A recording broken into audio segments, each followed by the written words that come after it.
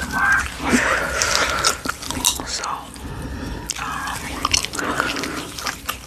I think I'm going to read some, I don't know, I have a few books over here that,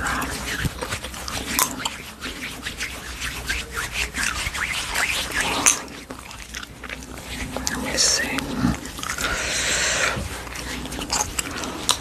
I used to read like a lot, but for some reason I just don't anymore.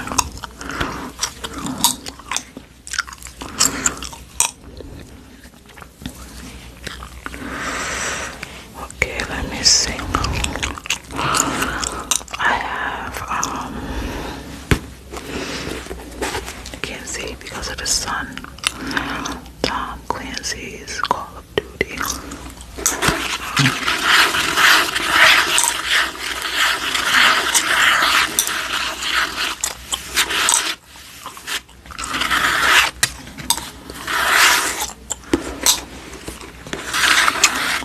I had this book like last month. I haven't even looked at it.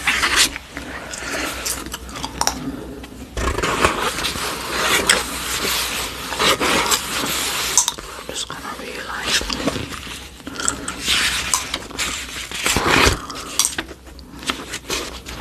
a couple of pages.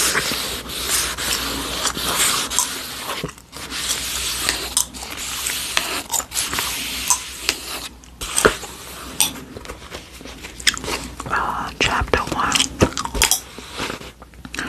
Dr. Daewoo did not bother to follow the countdown clock.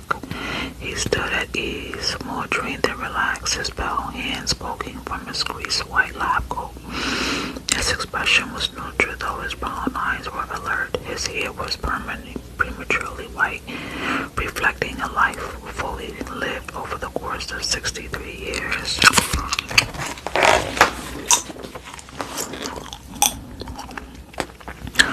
The mood inside the still reinforced above-ground bunker was prickly with expectation. Unlike the cold, very dry air outside, the atmosphere inside was warm.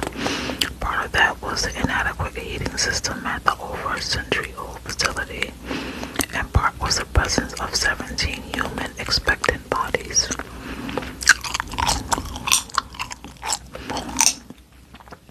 Most of the attention was on the two banks of console monitors. The narrow eyes of General Zhu Chang, military commander of the QI-19 project, shifted impatiently between the countdown clock.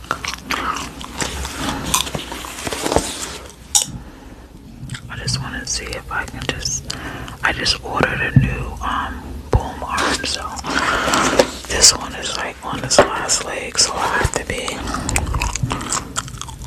very careful.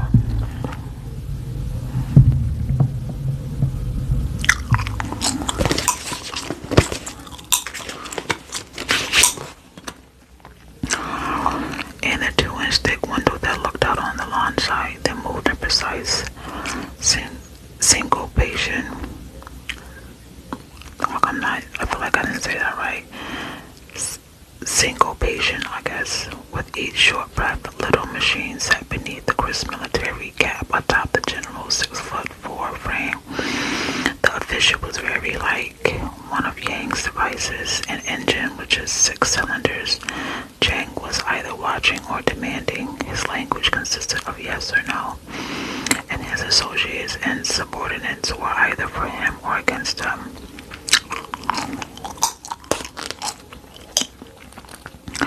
For better or worse, those qualities had brought the team to this point. Standing close beside the general was his right-hand officer, Lieutenant Colonel Tang Kun. The short-bald, stoic Kun ran security for the facility, ran it with a keen eye and still well. Yang did not need to see the clock. He knew where on the countdown they were by the actions of each man and woman in the room. Outwardly serene, the only visible sign of Yang's anticipation was an occasional smoothing of his gray mustache with an index finger. He was dressed in a crisp white lab coat, starch so it would not wrinkle when he worked. A concession to the orderliness was inspired confidence in others. There was a government-issued smartphone in his pocket. Nothing went out without first passing before the eyes of Shang Lei Hang, the civilian chief of security at the center. Dr. Daewoo was chief engineer at the launch facility, also known as Space 25, the nation's leading aeronautical expert. The engineer has spent most of his career here, not only building missiles, but helping to design every new building and every upgrade to the old structures.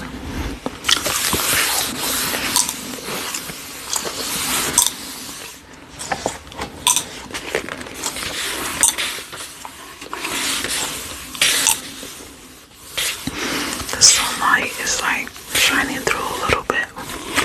Where today?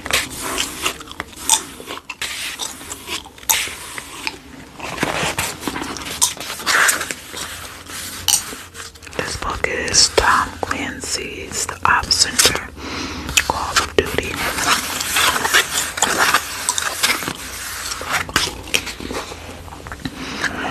He spent time here, and then he did at his home, but it was not as proud as a proud father that Yang gazed at the lunch pad a half mile away. It was his cautious, watchful one, the morning sunshine bright on the result of 2 years of intensive labor.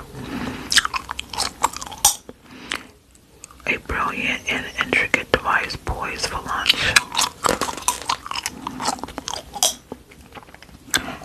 A countdown is not just a ticking clock. Yang knew it is potentially a ticking bomb, a series of coordinate sequential events where countless mechanisms could fail. In the case of the QI-19, there were at least 11 points where that was dangerously true.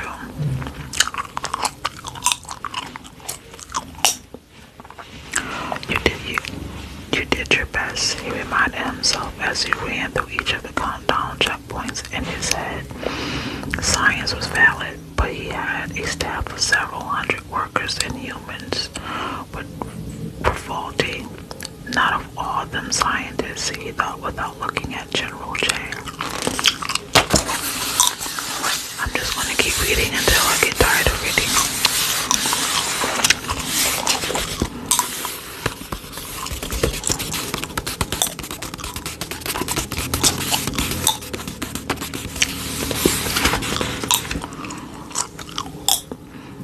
Mobile launcher lock final checks that had voiced the missiles had on Yang's adaptation of the Russian MA3-7917, a 14 by 12 12-wheel transporter erector launcher.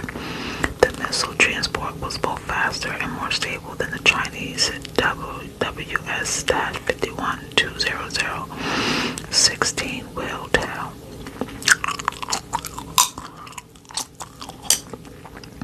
Qualities this new missile would require because of the American Project Blackjack satellites spy network.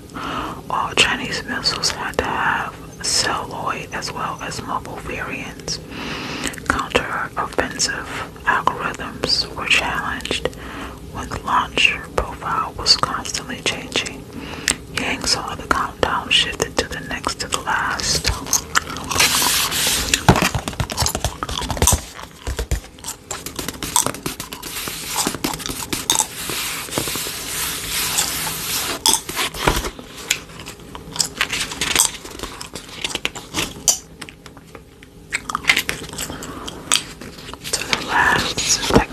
In the front 15 seconds from now, he will learn whether that work would be a rich fruit or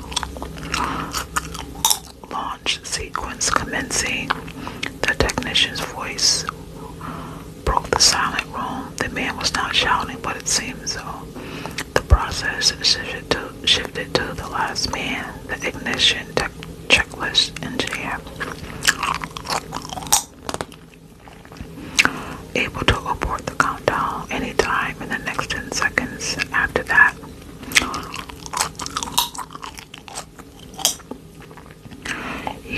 Daewoo had been through dozens of launches in his storied career, but none were more important than this. Everything before the technology was new. His fingerprints proudly on every part of it. They were down to 7, 6, 5, 4. Red light from the coaxial injector, the checklist engineer announced.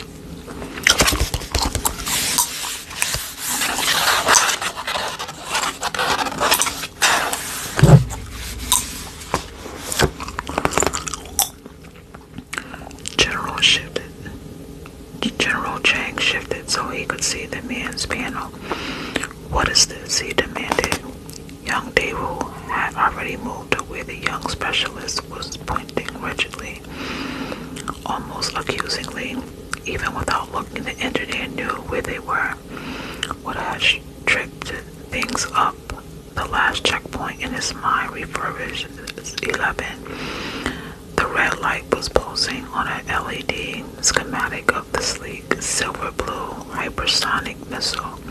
It was flashing between the hot gas intake and the sleeve.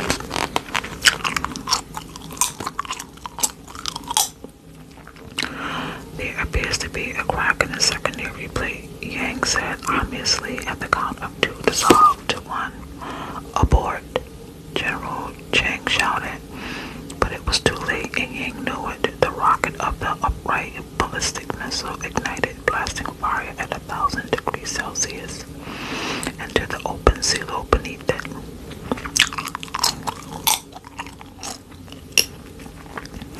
The engineer's eyes pinched slightly, as with fear rather than expectation. He looked out at the QA-19. His creation was a flattened cylinder, 60 feet long, topped by a 12-foot-long glider. It was different from the 18, which had top speed of 5 times sound. His design would achieve up to 6.3 times the speed of sound, far outtracing the latest anti-missile defenses, as it delivered its payload high in the stratosphere.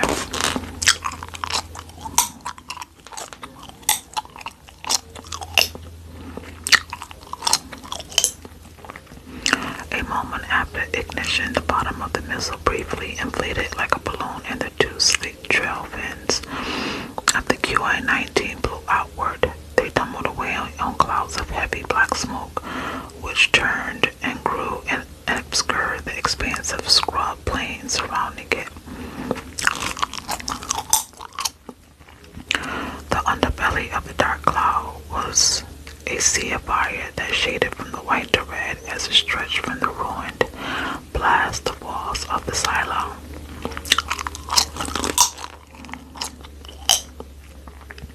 Almost at once, the main body of the QI-19 folded haphazardly toward Earth, apparently bioed by the rising fires. The skin of the missile turned its own shade of matte black in the inferno. The dark blue-gray payload came loose next. It toppled from the ring at the top and fell over backwards, its delta wings sizzling and smoking and vanishing in a quick instant.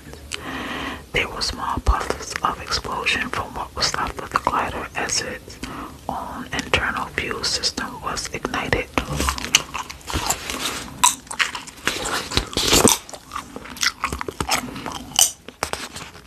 And quickly consumed. The sharp nose of the plane pointed earthward. It seemed to be directing to their demise the modular packets of electronics that slipped through large, growing holes in aircraft sides and belly. The destruction was absolute and over in too few beats of the arts of the missile's creator.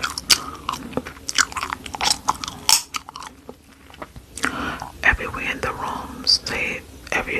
the room, save General Chang, was held fast by the awful spectacle playing out before them. The low grasses between them and the lunch site lost in the holocaust of burning fuel. Then the shockwave hit the bunker with a rattling concussion.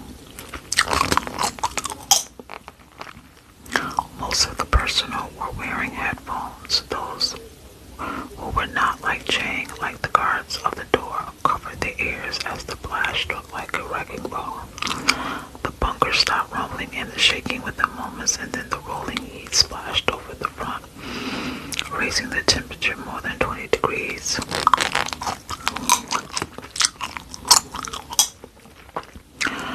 As though propelled by the impact, General Chang of the People's Liberation Army Air Force spun on the smaller scientists.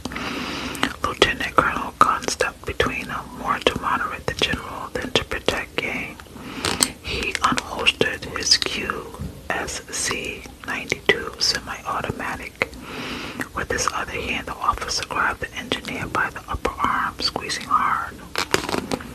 While Chang's angry eyes pinned the man where he stood, the lieutenant colonel silently positioned for two guards to come forward.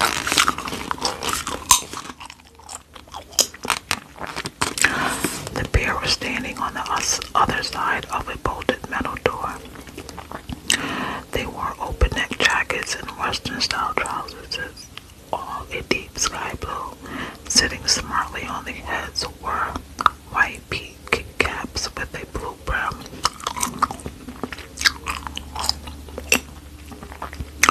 On their right shoulders was the red shield of the Air Force Police. Armed with QBC-95 assault rifles, the two men quickly made their way through the small concrete bunker.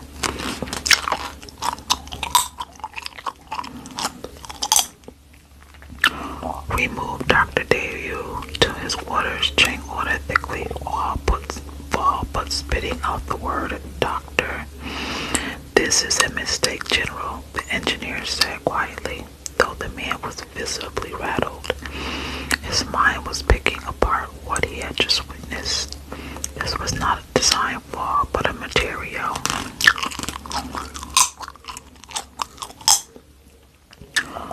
No, Chang shouted. His gaze burned deeper into the man, as if to remind him that this was not for the ears of those around them. Take his telephone and remain inside with him. I will be there presently.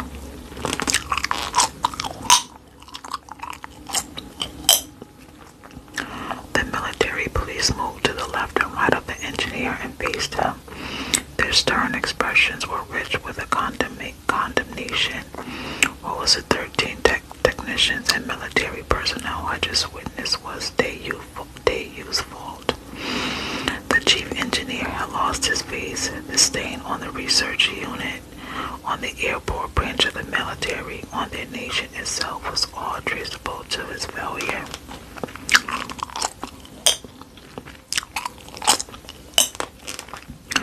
Yang did not protest further as the men ushered him away. One guard in front and the other in back, Gun pulling him along with his punishing and demeaning grip. Yang Daewoo was a patriot and by word and deed, a loyal member of the Communist Party of China.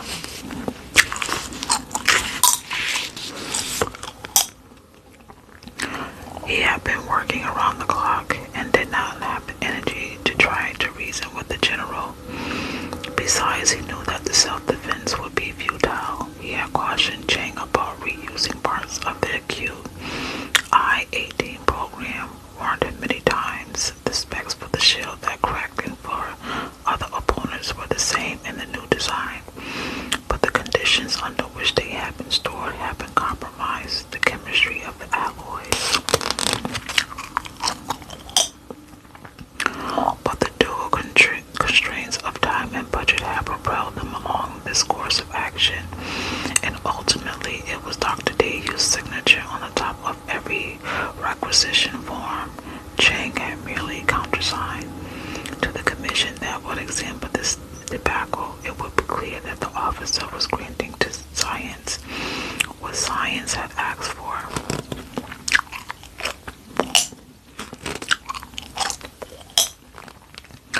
Dr. Daewoo would have to pay for that. He only hope was that his family would be safe, especially his son, who would view this as tragedy and an opportunity. I'll try bedtime. I guess I can read one more chapter. The White House, Washington, D.C., Chapter 2. February 15th, 8:30 a.m. Chase Williams did not know why he had been summoned to the Oval House. He had received a text from a new chief of staff, Angie Brunner, while he was working out in the health club at the Watergate West apartment. 10 minutes later, showered with his lean 6-foot frame, dressed casually, and having taken a few steps to scan the morning update from Homeland Security, Williams had pulled from the parking garage and was merging with the traffic of Virginia Avenue Northwest. The 61-year-old director of National Crisis Management Center, informally known as Op Center, was curious but not concerned. "She did not go out to fire me," Williams reflected as he donned sunglasses against the sharp wintry sunlight. Termination notices from the incoming administration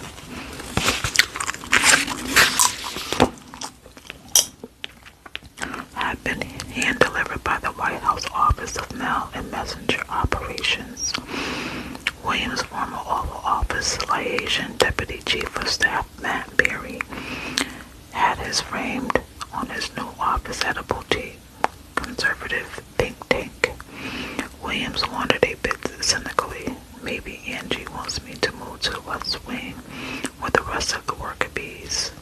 As governor of Pennsylvania, now as president, John Wright was a champion of close interactions. Whatever it was, William would listen and then adjust. That was what he had done his entire career.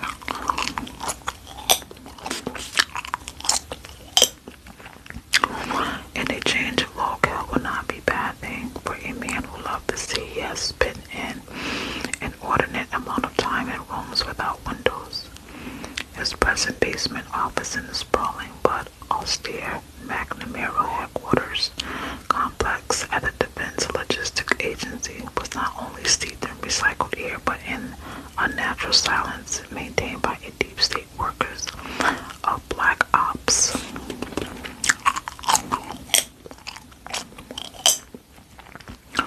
Williams knew that the sentries at the West Wing parking area and the security checkpoint, the latter two were former Navy, and they threw him smiles and respectful salutes. "Nice to see you again, Admiral Williams, sir," said one. "You too, Kaiser Miller," he said to one and then the other.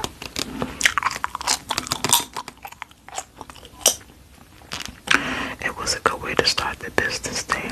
Making his way through the West Wing, Williams passed the cabinet room, which had clusters of people standing around the table drinking coffee. He recognized the monks from the Navy mess, which had been serving food at the White House for nearly a century and a half.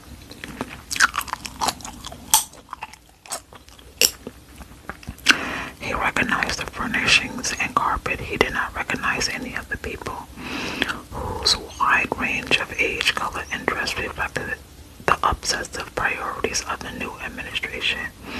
After 2 terms of rigid mediocrity and occasional cronyism upheld in the previous administration, identity appointments would be an adjustment. The only identity that had ever mattered to Williams was American.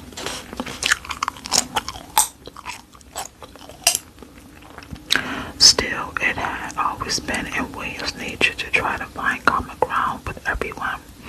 One did not achieve lasting results by confrontation. All that achieved was fighting. As the former combatant commander for both Pacific Command and Central Command, Williams had witnessed too much of that. When he retired 3 years ago, his intention had been to lay down that half of compromise and negotiation by a boat and sail the East Coast fishing and clamming.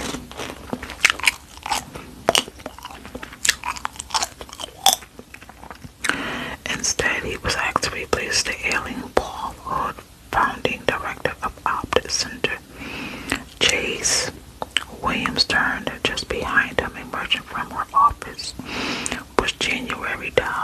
new assistant to the President of National Security Affairs, was formerly director of the State Department's Bureau of Intelligence and Research. Dow was a smart political creature who had always seen Op Center as a threat to her fiefdom. She was dressed in a white, black leg pants and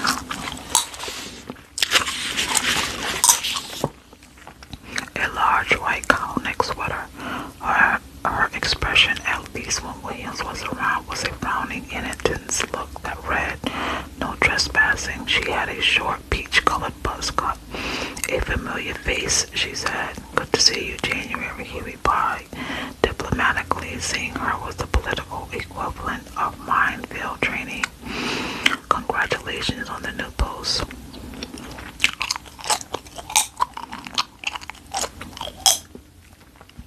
"Thanks. I was pleased you made the cut as well. I'm low maintenance." He had continued to move away with small steps. "What brings you here?" January asked. He shrugged. "I was told to report, so I'm reporting." The woman's eyes lingered. Williams could not tell if she knew something or was trying to learn something. "Well, I've got a meeting to tee off," she said, crossing toward the conference room. "The VP is in the Middle East and needs scrimmage tools. Catch you later."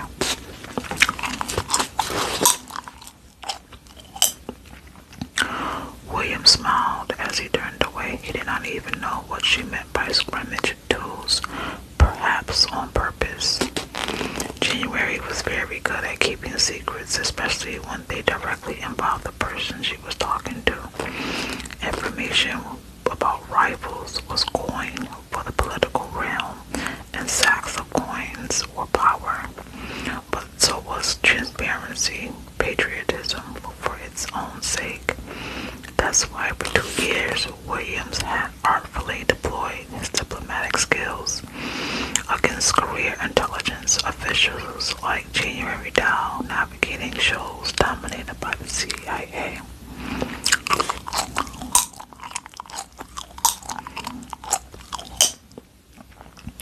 The National Reconnaissance Office, the State Department, and the FBI, and relative newcomers like the Department of Homeland Security, U.S. Cyber Command, and the newly minted Space Force OGRE, Orbital Grid for Reconnaissance and Evaluation, among more than a dozen others.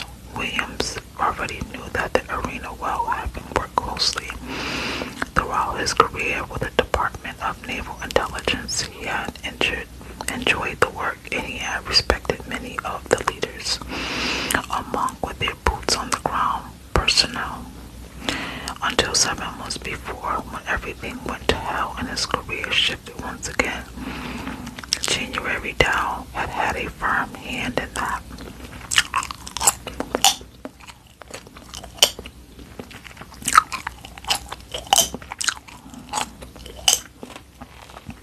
"Don't kick up an old stink," he chided himself. Williams reminded himself that the carpet he was walking on, the paintings he was passing, had witnessed more change than he could imagine. The Republic had endured because people like him kept the center strong. With that thought firmly in mind, he presented himself to Thomas Deerfoot, the executive secretary to the President of the United States. He sat in a small office that had previously held just one staffer.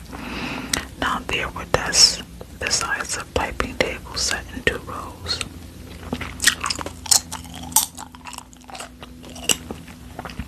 The others were occupied by the research secretary to the president, the social secretary to the president, and the scheduler to the president.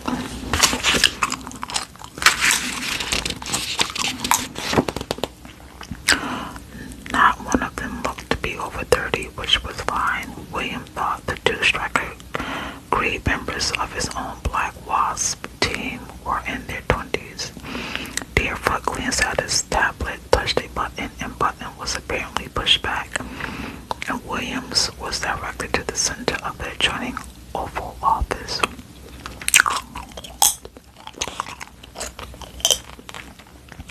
"Thank you," Williams welcome, sir," Deerfoot replied. At least that level of protocol had not changed, though the doorknobs of the president's office had. Williams noticed that the white Victorian knobs of the president's midgift had been replaced with purely functional brass knobs. A Secret Service officer materialized at the open door. Two agents sat in a small cubicle across from the executive secretary's office 24/7. They were part of the expanded West Wing security mandated by the Secretary of Homeland Security in 2021 to handle increased threats against the cabinet and staffers. Williams entered. The agent closed the door. The decor of the Oval Office was the same as in the Medkeep administration, save for the beige point on the wall and the other of the drapes. Medkeep's gold had been replaced by a more somber navy blue. The president was seated behind his desk, a laptop open before him. The desk was the same as President Medkeep had used. It had been used by JFK, among the others, as was the large rectangular coffee table in front of it and the two sofas on the other side. In the sofa immediately to the left sat Angie Brunner, Vice Chief of Staff.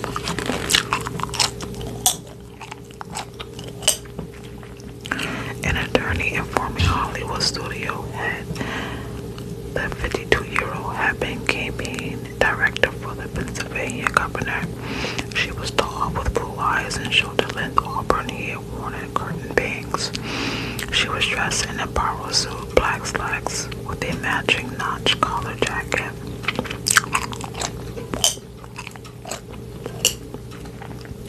Angie rose, smiling as Williams entered. "Good morning, Admiral." "Good day, Miss Brunner." He smiled back. "Admiral Williams, right," said without glancing up. "I just need another moment." "Of course, Mr. President." Angie resumed her seat and indicated the other sofa. Williams walked over and pointed at a coffee carafe. "Didn't have time for any," he smiled. Angie nodded as she grabbed her own tablet from the sofa.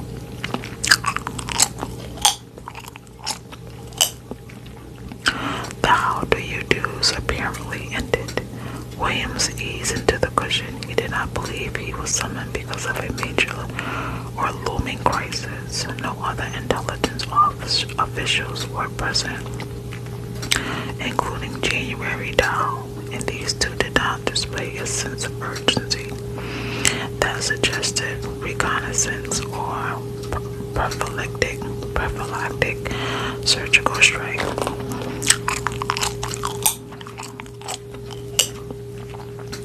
The president remained engrossed in his laptop. Right had longish salt and pepper hair, restless brown eyes, and broad shoulders that had seen him through college football. Three seasons as a wide receiver had given him a broken nose with a distinctive ridge. The president was wearing a dark blue suit that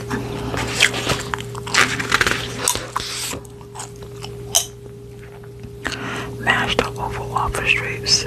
His choice of colors emphatically signaling his politics. The president was a year younger than his chief of staff, though after 26 days on the job, he looked several years older. He wore reading glasses, though he insisted on never being photographed with them. Williams did not know how much about the president other than the accolades the press had heaped on the left of center superstar, who was replacing a right-of-center warhorse. Of course, public policy, though only part of any politician's story. Wright had been straight to the point when they first met, too. It had taken only 5 minutes for the president to elect to size Williams up and ask him to stay on the job. Williams had taken the measure of the other man's as well. Wright had personally conducted interviews his staff might have handled, and his offers were blunt and precise.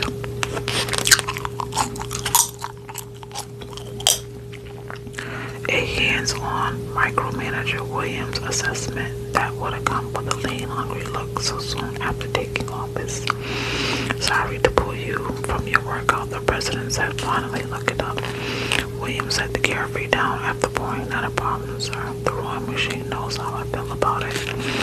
Probably the same way I feel about these, the president said. Angie, is this correct? Homeland has it as the Husai Missile and Space Test Center, but the DoD says it's Taiwan.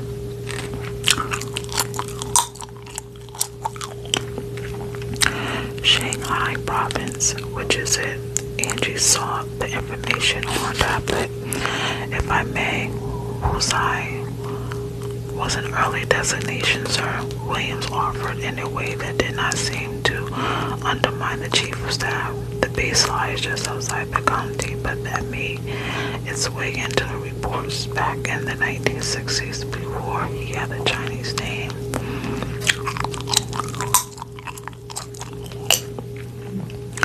Thank you, Admiral, Andrew said. In earnest, it seemed. The confusion focused Williams on the only China-related matter contained in the HS report.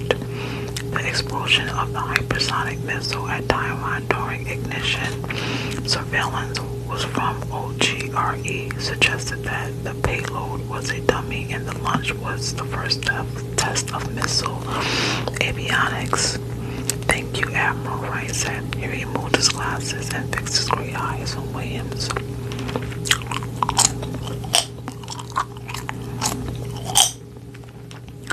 You read about the explosions there, I trust. I have, sir. I was just reading about your Black Wasp team member, Lieutenant Grace Lee. Impressive record. How will Lieutenant Lee handle a solo mission to China? Williams stifled his concern about sending any soldier on a solo mission to enemy territory. He also said nothing about her strict, objective moral code to wrongdoing. Corruption unbalanced the harmony of nature. Attacking it was quite literally a religion with her. She was demonstrating a flair for independent action, he entered. Wright put up a bookmarked section of text.